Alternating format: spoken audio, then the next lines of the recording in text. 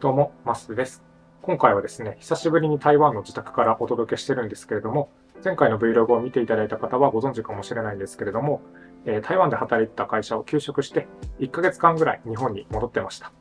で、ちょうど先週ですね、休職を終えて、また台湾に戻ってきてるわけなんですけれども、今回はですね、実際自分が1ヶ月間休職してどうだったのかっていう感想を皆さんにお届けしていけたらなと思っております。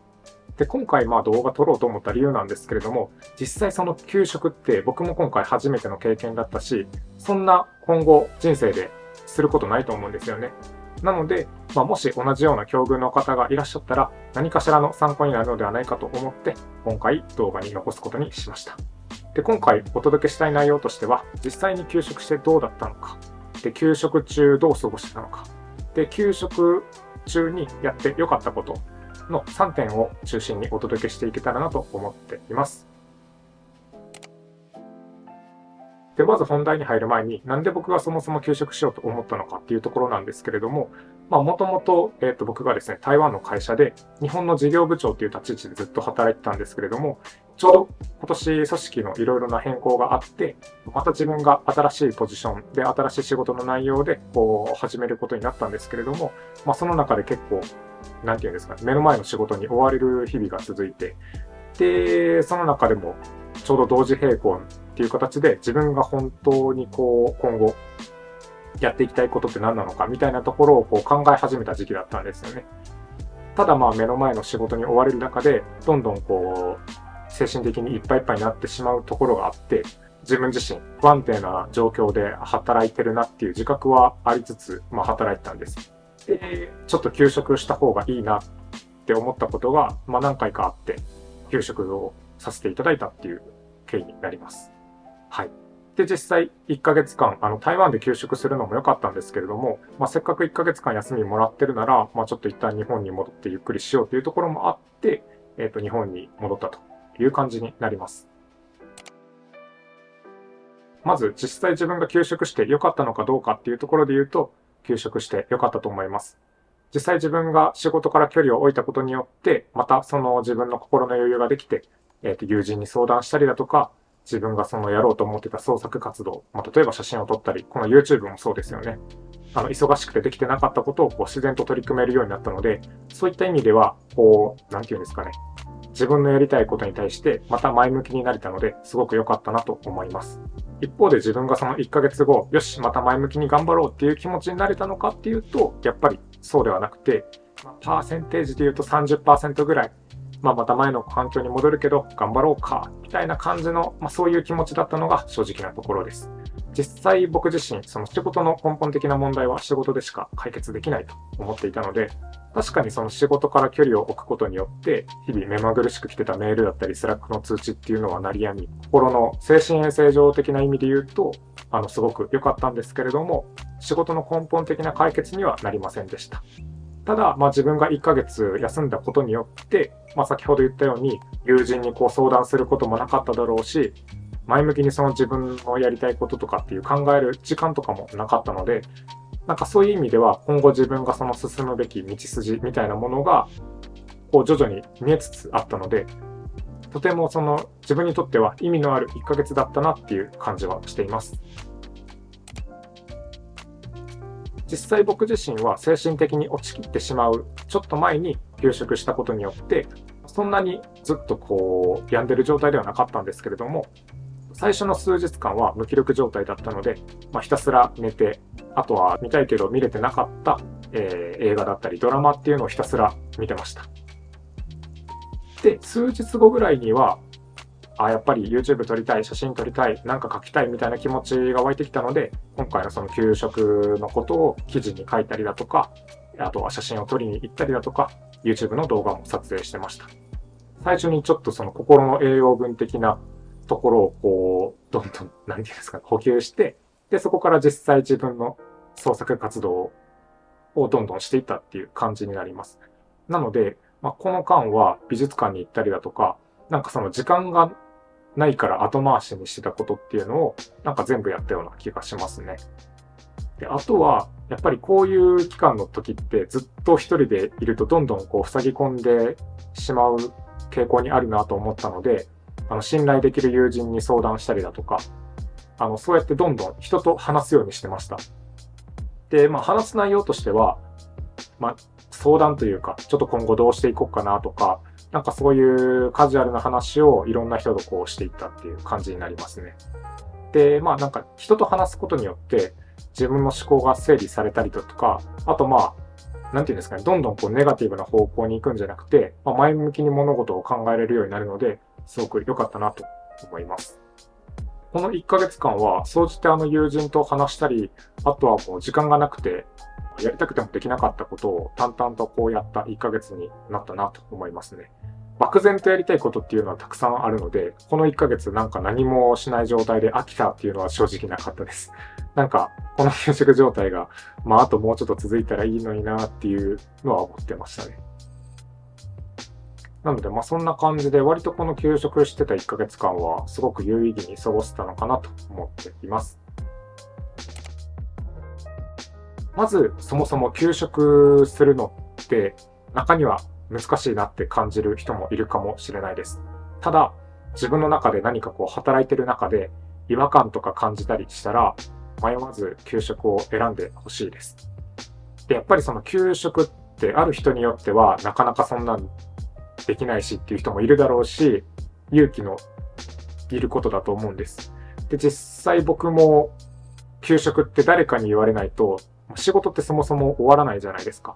なので、そもそもなんか休職しようっていうマインドにもならないし、誰かがこうブレーキかけてくれないと、ずっとこうアクセル踏み続けたまま仕事をこなしていく。で、どんどんなんか自分のその精神的な状態っていうのは無視して、気づいた頃には体がボロボロになってるみたいなことは結構あると思うんですよね。なので、もし自分が本当にちょっとこれ厳しいなってなった時は、休職を一つの選択肢の中に入れてもいいんじゃないかなと思います。やっぱり人それぞれいろんな状況があるので、もちろんお金のことも将来のこともいろんな問題があると思うので、なかなかじゃあ何か辛くなった時に、休職した方がいいよってこう気楽にお勧めできるかっていうと、そうではないんですけれども、ただやっぱりその、休職を選ばず、で、最終的に落ちきった状態で、結果その休まなければいけないという状況になった時に、なかなかそこからこう、回復するのにもすごく体力使いますし、で、そうなるんだったら、やっぱり最初の違和感を感じた段階で、より自分がその健やかになる道を選ぶっていうのはいいのではないかなと思っています。で、実際僕がその休職をした後にやってみて良かったことなんですけれども、まずはひたすら休むのがいいと思います。で、僕の場合は比較的早めに回復したので問題なかったんですけれども、まず何回こうやりたいっていう前向きな気持ちになるまでは、休んだり、ちゃんとこう休むことに専念するっていうのがいいと思います。で、ちょっとでもこう前向きに何か動き出してみようっていう兆しが見えてきたら、そこからなんかその自分の心に従って動いていくのが良いと思います。で、僕は今回の休職中意識したのは、信頼できる友人とお話しすることですね。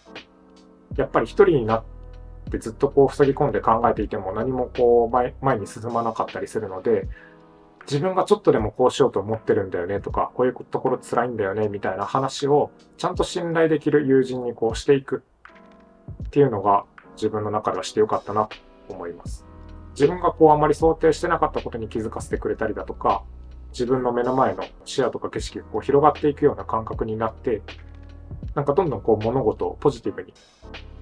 考えられるようになっていったので、そういった意味では、実際その自分が信頼できる友達にまずはカジュアルに話してみるっていうのがとてもいいなと思っています。もしそういう人たちが周りに見当たらないのであれば、そういった人たちを探してみるっていうのも一つの手段かもしれません。実際その社内とかだとやっぱり利害関係とかがあったりするので、なかなか話せない人たちもいると思うんですよね。いろいろ今だとそういったオンラインだったりオフラインのコミュニティとかっていうのがあったりすると思うんですけれども、自分の価値観に合う人や居場所っていうのをこうどんどん探していくといいかもしれません。でもいざこう行動してみると、実際そういった人たちや居場所を探すのって難しく感じる方もいるかもしれません。で、実際僕自身もそうでした。なので次に僕がそのやっていてよかったなと思うのは発信です。で、今回休職した時も、今回その休職するにあたっての、文章とかっていうのをブログで発信したり、あと休職中の Vlog もそうですね、YouTube で発信したりだとか、何かしらその自分自身のプラットフォームで、発信するようにしてました。で、これはもう僕が実際東京に出てきて、働き始めてから続けてることなんですけれども、僕が東京に出てきて、自宅と会社の往復がずっと続いてたんですよ。で、それだと全然交友関係も広がらないし、これじゃあちょっとダメだなと思って、僕がそのブログを始めて、どんどん自分の価値観とかを発信していったんですよね。で、そういうのを発信していく中で、同じブログをやっている友達だったりとかと出会って、で、どんどん交友関係が広がっていったんですよね。で、そうやって20代に築いてきた関係性が今30代になっても信頼できる友人として、さっき言ったように、今回の休職するときもお話しさせていただいた友達だったりするんです。なので、何かしらそういった同じような価値観の人に出会うためには、そういった発信を自分からしてみるっていうのは意外とありなのかなと僕は思っています。安心できる居場所とかっていうのはやっぱり人には必要だと思っていて、それが今回実家もそうだと思うんですけれども、それ以外の例えば友人だったりだとか、何かそういう居場所だったりだとか、自分が安心して気持ちを伝えれる場所、思いを伝えれる場所っていうのは自分の中で確保していくことって大事なのかなと思っています。やっぱり年々年齢が上がるにつれて、友達ってどんどん作るハードルっていうのが高くなっていくと思うんですよね。で、僕自身別にそんなすごく自分から友達を作りに行くような人柄でもないので、より人より難しいと思うんですよ、そういうのが。ただ僕がやっぱり続けてよかったのは発信することで、発信することによって誰かが見てくれて、で、それで連絡くれて、で、どんどんこういう関係が広がってっていうのがあったので、もし心に余裕があれば、そういうのは何かしら始めてみてもいいのかなと思っています。で、今回僕もですね、ブログだったり、実際 YouTube でも今回休職しましたよっていうようなことをお伝えさせていただく中で、自分が思っていた以上にDM とかもいただけたんですね。で、やっぱりそういうのがすごく自分の励みになりますし、やっぱり僕がこうやって発信続けてるのって、同じような価値観の人に出会うっていうのもそうですし、何かしらその自分の発信を通して、誰かの人生の起点になったりするっていうのが、なんか自分にとって一番喜ばしいことだったりするので、そういった意味で、こういった発信活動を続けています。はい。なので、この場を借りてお礼なんですけれども、いろいろと今回、休職するってなった時に、ご連絡をくれた方々、ご相談を乗ってくれた方々、そして DM とかで、いろいろと連絡をくれた方々、本当にありがとうございました。そんな感じでですね、僕が実際発信してきて、もちろんその PV 数とかフォロワー数とかって大したことないんですけど、実際会ってお話ししてきて、繋がってきた関係性とかで言うと、そういった数字では計り知れないものがあると思うので、続けてきてよかったなと思っています。はい。なのでですね、休職中にやってよかったことっていうのは、まず、ちゃんとその休職をすることを選ぶっていうこと。で、信頼できる友人や居場所っていうのを探してみる。で、あとは発信してみる。みたいなところは、僕の個人的な意見、感想になってしまうんですけれども、やっていてよかったなと思いました。という感じで、給食のことについていろいろとお話ししてきたんですけれども、もし、給食っていうワードが頭の片隅にある方は、何かしらの参考になれば嬉しいです。で、今回ですね、もし同じような境遇の方がいて、何かしらちょっと相談したいっていう方がいらっしゃいましたらですね、僕の方でもお話聞いたり、何かしら自分の経験をお話ししたりすることはできるので、もし相談したいという方がいらっしゃいましたら、YouTube の概要欄の方にお問い合わせフォーム載せてるので、そちらの方からお問い合わせください。何かその解決できるわけではないと思うんですけれども、お話を聞いたり相談に乗ったりすること自体はできると思うので、何かしら協力できれば幸いです。という感じでですね、今回の動画はここまでにしたいと思います。最後までご視聴いただきありがとうございました。また次の動画でお会いしましょう。それではまた。